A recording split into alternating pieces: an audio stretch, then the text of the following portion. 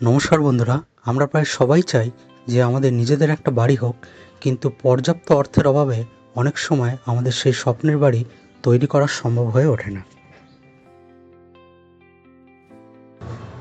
তাই উপায় না পেয়ে আমরা বিভিন্ন সরকারি বা বেসরকারি ব্যাংকের দ্বারস্থ হই একটু হোম লোনের জন্য।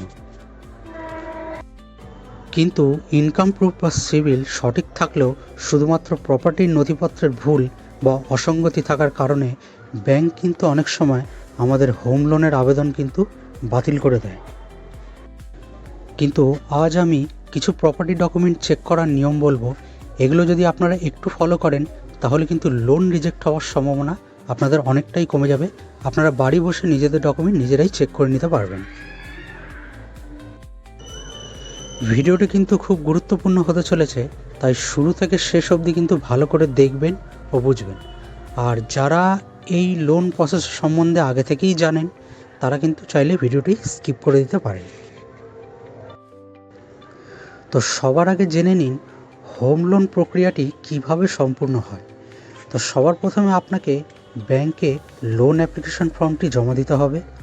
তারপর আপনার সিভিল বা ইনকাম প্রুফ ভ্যালুয়ারের মাধ্যমে প্রপার্টি চেক সহ অন্যান্য ফর্মালিটিস কিন্তু সম্পন্ন হওয়ার পর আপনার দেওয়া ডকুমেন্টস বা প্রপার্টির যে ডকুমেন্টসগুলো আপনি ব্যাংকে দেবেন সেগুলো সেই ব্যাংকের প্যানেল অ্যাডভোকেটের কাছে কিন্তু চেকের জন্য পাঠানো হবে। অ্যাডভোকেট ব্যাংকের দেওয়া সমস্ত প্রপার্টি ডকুমেন্ট যাচাই বাছাই করার পর একটি টাইটেল ইনভেস্টিগেশন রিপোর্ট ব্যাংকে জমা দেয়। এরপর ব্যাংক বাকি ফর্মালিটি সম্পন্ন করে এবং সব ঠিকঠাক থাকলে কিন্তু লোন স্যাংশন হয়। কিন্তু অ্যাডভোকেটের ডকুমেন্ট যাচাই করার সময় যদি কোনো অসঙ্গতি পায় তখন কিন্তু সে ব্যাংকে জানায়, ব্যাংক কিন্তু পরবর্তী দিনে লোনটি কিন্তু রিজেক্ট করে দেয়। এই প্রসেসটা কিন্তু অনেকটা লম্বা হয়, আমি কিন্তু আপনাদের একটু ছোট করেই বোঝালাম। এবার আসুন ডকুমেন্টের কোন কোন ভুল থাকলে লোন কিন্তু রিজেক্ট হতে পারে আমরা সেই বিষয়ে একটু উদাহরণ সহ জেনে নেব। মুখ্য 4টে কারণই এখানে আলোচনা করব, কারণ প্রসেসটা কিন্তু যদি আমি অনেক বেশি বলতে যাই কিন্তু ভিডিওটা অনেক লম্বা হয়ে যাবে। আর এটা শুধুমাত্র হোম লোনের জন্য, কিন্তু কোনো রকম ফ্ল্যাটের ক্ষেত্রে কিন্তু আমি বলছি না। ফ্ল্যাটের কিন্তু ডকুমেন্ট চেকটা একটু আলাদা হয়, শুধুমাত্র ল্যান্ড আর হাউসের লোনের প্রসেসটাই কিন্তু আমি এখানে আলোচনা করব। আচ্ছা, নাম্বার 1 রয়েছে ল্যান্ড রেকর্ডেড অ্যাস ডাঙ্গা শালি আয়ুষ। এটা কিন্তু একটু ভালো করে বুঝবেন। ধরুন যে জমিটা আপনি ব্যাংকে মর্গেজ রেখে লোন নিতে চাইছেন সেই জমিটা কিন্তু ডাঙ্গাশালী অথবা আয়ুষ হিসাবে আপনার পর্চায় কিন্তু রেকর্ড রয়েছে। সেক্ষেত্রে কিন্তু ব্যাংক আপনার লোনটা কিন্তু ক্যান্সেল করে দিতে পারে। সেক্ষেত্রে ব্যাংক আপনাকে বলবে যে এই জমিটার উপর একটা কনভার্সন সার্টিফিকেট তৈরি করতে। এবার এটা কিন্তু শুধুমাত্র ঘরবাড়ি বা জমির ক্ষেত্রেই কিন্তু প্রযোজ্য। ফ্ল্যাটের ক্ষেত্রে কিন্তু এইসব কিন্তু কিছু কাজ করে না। ফ্ল্যাটের ক্ষেত্রে কিন্তু ডাঙাশালি জমিতে অনেক সময় লোন হয়ে যায়। এবার এই জিনিসটা একটু আরেকটা জিনিস আমি একটু বলতে চাই, এই যে প্রসেসটা আমি কিন্তু একটা সরকারি ব্যাংকের নিয়ম হিসাবে বলছি, যেমন স্টেট ব্যাংক বা অন্যান্য যে কোনো সরকারি ব্যাংক। প্রাইভেট ব্যাংকে কিন্তু অনেক সময় বা প্রাইভেট লোন সংস্থা কিন্তু অনেক সময় এগুলো চেক করে না।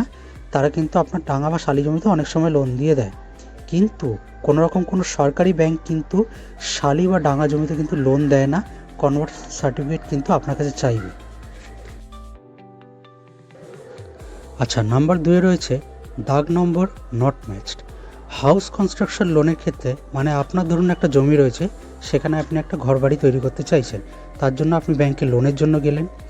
এবার আপনার পর্চায় ধরুন এলার দাগ রয়েছে 1, 2, 3, সেই দাগে রয়েছে হয়তো 3 ডেসিমাল জমি আপনার পর্চায় দেখাচ্ছে, কিন্তু ভুলবশত হয়তো স্যাংশন প্ল্যানে আপনার লেখা রয়েছে, ধরুন এলার দাগ স্যাংশন প্ল্যানে 1, 2, 3 জায়গা হয়তো 2, 3, 1 হয়ে গেছে। অথবা আপনার পর্চায় ধরুন 3 ডেসিমাল জমি রেকর্ড রয়েছে, সেক্ষেত্রে হয়তো আপনার স্যাংশন প্ল্যানে ভুলবশত 4 ডেসিমাল জমি রেকর্ডেড রয়েছে। তো সেক্ষেত্রে কিন্তু ব্যাংক আপনাকে বলবে যে স্যাংশন প্ল্যানটা কিন্তু একটু কারেকশান করিয়ে নিয়ে আসতে। আরও অনেক বিষয় কিন্তু এখানে হয়, আমি কিন্তু বেশি বলছি না, কারণ ভিডিওটা কিন্তু অনেকটাই লম্বা হয়ে যাবে, তাই ছোট ছোট করে আমি বলছি যে এইগুলো আপনারা একটু ভালো করে চেক করে নেবেন জিনিসটা বাড়িতে বসে, যে সব কিছু লেখা ঠিক আছে কি না। নাহলে কিন্তু ব্যাংক আপনার লোনটা রিজেক্ট করে দেবে, আপনাদের সময় আর অর্থ কিন্তু দুটোই কিন্তু নষ্ট হবে এখানে। ওকে, নাম্বার 3 রয়েছে ধরুন আনডিভাইডেড শেয়ার। এবার আনডিভাইডেড শেয়ারটা বলতে কি, ধরুন আপনি যেই জমিটা ব্যাংকে মর্গেজ রাখতে চাইছেন লোনের জন্য, সেখানে হয়তো আপনার সাথে অন্য একজনের হয়তো ফ্যামিলি মেম্বার হয়তো আপনার কারোর, আপনাদের দুজনের জমিটাই ওই ডিডে রয়েছে। এবার ধরুন আপনি শুধু আপনার পোর্শনটা ব্যাংকে মর্গেজ রাখতে চাইছেন। ধরুন আপনার ফ্যামিলি মেম্বারে টোটাল হচ্ছে 6 ডেসিমাল জমি রেকর্ড রয়েছে, আপনি আপনার ভাগেরটা 3 ডেসিমাল জমি ব্যাংকে রেকর্ড জমা রেখে আর কি মর্গেজ রেখে লোন নিতে চাইছেন। সেক্ষেত্রে কিন্তু লোনটা কিন্তু আপনার ক্যান্সেল হয়ে যেতে পারে, যেহেতু আপনি আপনার দুজনে পার্টিশন করেননি। সেক্ষেত্রে ব্যাংক কিন্তু আপনাকে বলবে যে একটা পার্টিশন ডিড কিন্তু আপনি করিয়ে আনুন। এবার এক্ষেত্রে আরেকটা জিনিস ভালো করে শুনবেন, হয়তো ওই দলিলটাতেই তপশিলি সম্পত্তি 1 বা তপশিলি সম্পত্তি 2 বলে দুটো আলাদা আলাদাভাবে লিখে হয়তো দুজনের জমিটা আলাদা আলাদা করে ভাগ করে দেখিয়ে দেওয়া হয়েছে। সেক্ষেত্রে কিন্তু লোন ক্যান্সেল হবে না, লোন পাস হয়ে যাওয়ার চান্সটাই বেশি, যেহেতু আপনারা আলাদা আলাদা করে আপনার জমিটার ভাগটা ব্যাংকে বুঝিয়ে দিতে সক্ষম হয়েছেন ওই দলিলটার মাধ্যমে। সেক্ষেত্রে কিন্তু লোন ক্যান্সেল হওয়ার চান্সটা কমে যায়। কিন্তু যদি এরকম কিছু না থাকে, ব্যাংক কিন্তু আপনাকে অবশ্যই বলবে যে একটা পার্টিশন ডিড বা বন্টন নামপত্র কিন্তু তৈরি করতে। ওকে, নাম্বার 4 হচ্ছে road not mention in boundary. ধরুন আপনি যেই দলিলটা ব্যাংকে মর্গেজ রেখে লোন নিতে চাইছেন, সেই যে শিডিউলটা বা যেটা বাউন্ডারি বলে, শিডিউলের নিচেই একদম থাকে, সেখানে হয়তো রাস্তা মেনশন নেই, কোথাও লেখা নেই যে এখানে কোথাও 8 ফিট বা 5 ফিটের রোড রয়েছে, সেরকম কিছু মেনশন নেই, পুরোটাই হয়তো অন্যের জমি দেখাচ্ছে। সেক্ষেত্রে কিন্তু আপনার ব্যাংকের লোনটা কিন্তু রিজেক্ট হয়ে যাওয়ার চান্স থাকে। সেক্ষেত্রে ব্যাংক আপনাকে বলবে যে একটা বাউন্ডারি ডিক্লারেশন রেডি করে দিতে।